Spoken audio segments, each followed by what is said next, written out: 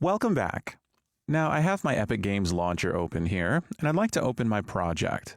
Now we've already seen that we can browse to our project in Explorer and simply open our .u project from there. I'm going to go ahead and open it from the Epic Games launcher this time.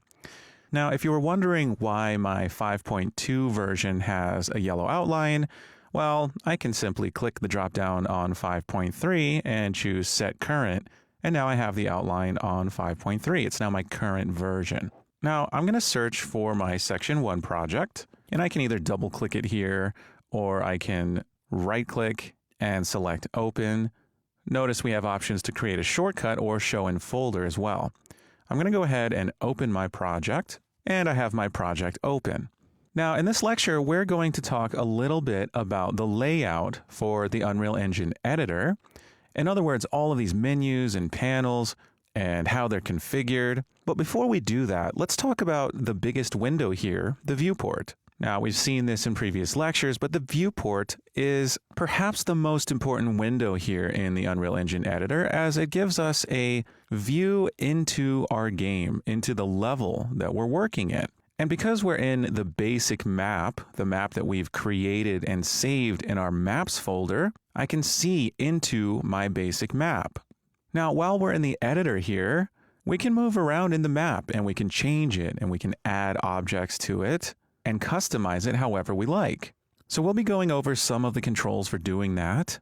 And I'm sure you've noticed the green play button just above the viewport. We're not going to touch that in this video, but if you did go ahead and click on that, you may have noticed that the viewport looks a little bit different. And you may have even clicked on the viewport and noticed that you can move around, perhaps fly around with the WASD keys, and you might not know how to get out of this view. Well, you can hit Escape.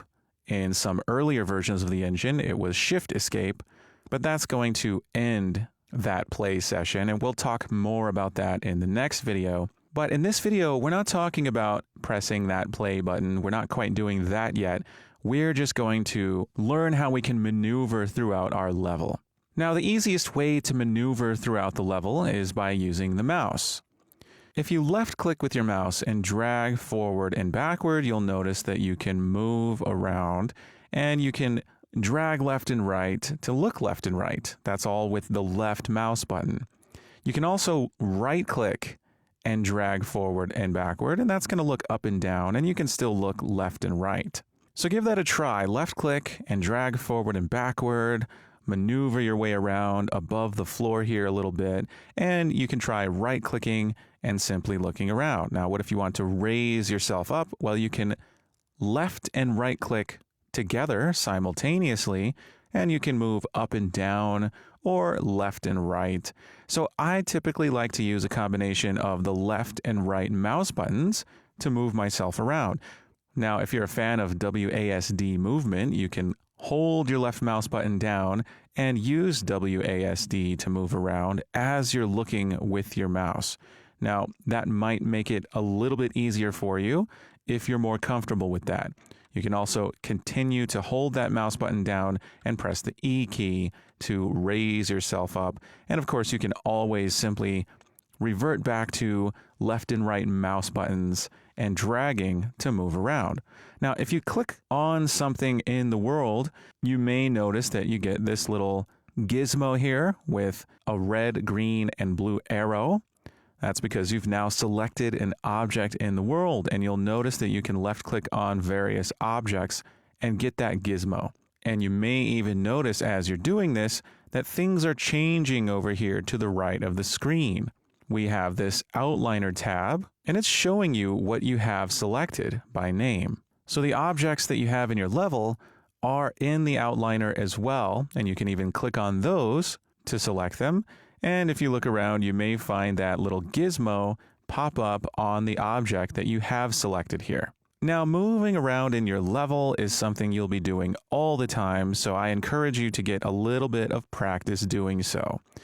And as your levels get larger, you may find yourself dragging your mouse endlessly to get to the other side of your map, and you may wish that there were a way to travel a little bit faster.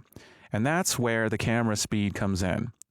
all the way up at the top right, we have a little camera icon with a number 1. If we click on that, we have the camera speed slider, and we can adjust that. If I bring it on up to, say, a speed of 8, I'll notice that I'm moving around much faster.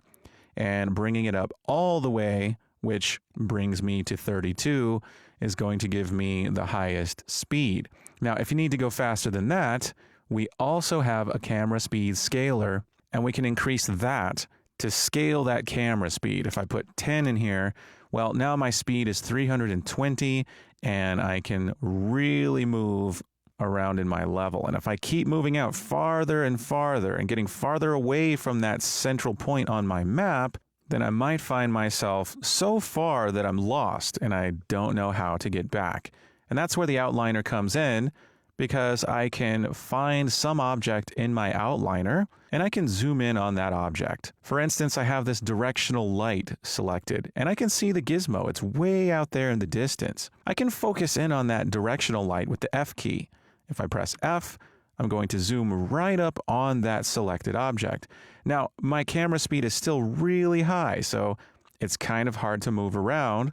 So I'm going to set that camera speed scaler back to 1 and my camera speed back to 1 as well.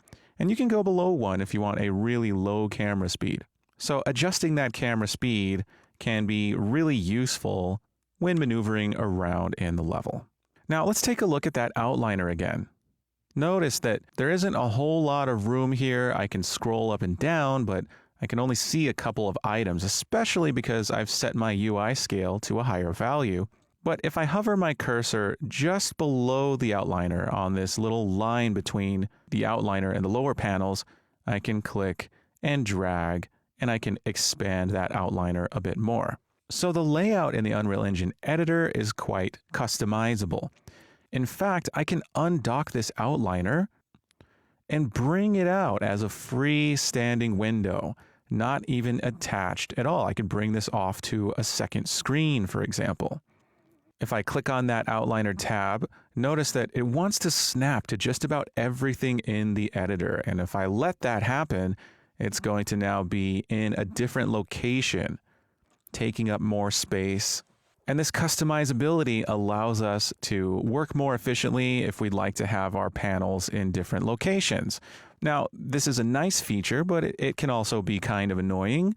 You may get your layout all messed up, and perhaps all you want is to reset it back to the defaults, and you can always do that. To reset your layout, simply go up to Window and go all the way down to Load Layout, and we have a couple of options. You can even save custom layouts here as well. Now, if I select Default Editor Layout, then my layout will reset. Now, if you were observant, you may notice that there's a missing tab here. There was another tab right next to this Details tab. That was the World Settings tab. Now, it's not gone forever. If I go up to Window, I can add windows. Not all windows in Unreal Engine are visible by default. And if I want that World Settings tab back, I can select it, and it goes right back to its default location. But much like all the other tabs, I could undock this tab, and I can move it around if I want to. I can even close it. Let's say you've undocked your outliner, and you accidentally closed it out. Well, don't worry, it's not gone forever. Simply go back to Window and find that outliner. And you can have multiple outliners.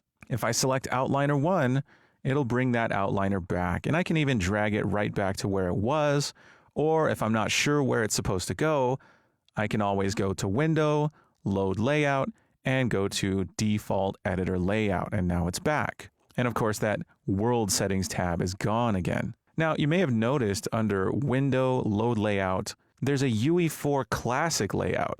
If I select that, well, now I get the old version of the layout. This is what we had in Unreal Engine 4. Where the content browser is actually docked right here.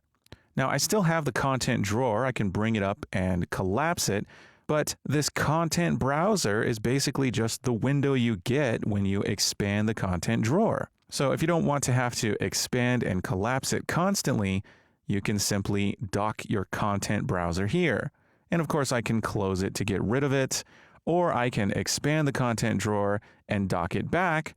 by simply clicking on Dock in Layout, and that's going to give me that content browser there. So sometimes you may find yourself docking the content browser so that you can have access to things in your content folder. And notice it's open to a folder in the starter content called props. So we're getting a little bit of a preview of some of the assets in that starter content pack, but I can collapse it and I can see that content folder. Notice the old UE4 layout also had this window to the left. It's called Place Actors. And this is a nice little menu that you can use to drag in certain types of objects that are quite common in most levels.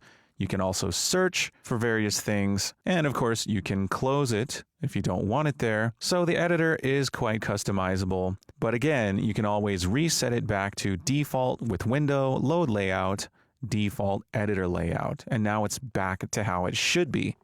Of course, we don't have that world settings tab, but again, we can go back to window and get that world settings window, and it goes back there. So you may find yourself customizing the layout quite frequently, and if you have two monitors, you may bring things over to another monitor. You can even have multiple viewports. If I wanted a second viewport, I can go to Window, and under Viewports, we have the option for multiple viewports. If I choose viewport 2, now I have a second viewport. I can even full screen it, and now I have the entire screen dedicated to just the viewport. And this is a dockable window. I can dock it somewhere in the layout, and now I have two viewports next to each other.